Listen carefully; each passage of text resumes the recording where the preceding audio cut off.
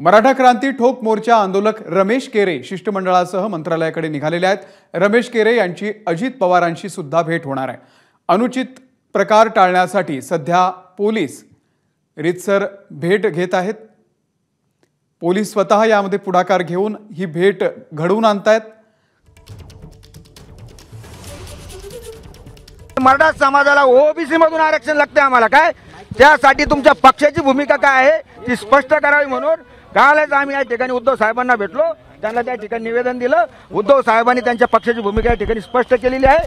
त्याच पद्धतीनं आज आम्ही अजितदादांच्या घरी जाणार आणि अजितदादांना विचारणार पक्षाची भूमिका काय आहे। कारण आज एकीकडे बघा छगन भुजबळ हे मराठा समाजाला ओबीसी मधून आरक्षण भेटावणे म्हणून विरोध करू राहिले आणि ते छगन भुजबळ अजितदादांच्या पक्षामध्ये आहे।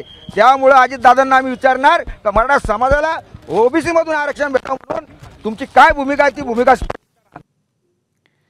आणि या संदर्भामध्ये अधिक अपडेट देण्यासाठी अक्षय भाटकर आपले प्रतिनिधी या संदर्भातले अपडेट देतील। अक्षय, कुठलाही प्रकारचा अनुचित प्रकार टाळण्यासाठी आता पोलीस स्वतः ही भेट घडवून आणतायत, काय अपडेट आहे?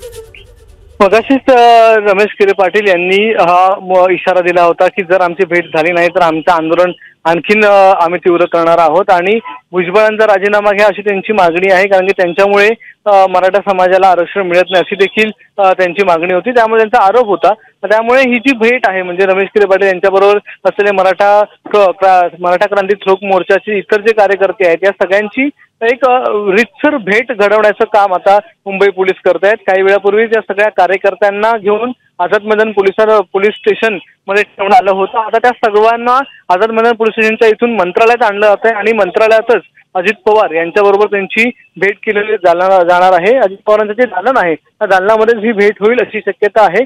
थोड्याच वेळात हे सर्व कार्यकर्ते अक्षय अपडेट घेत राहू तुमच्याकडून या संदर्भातले।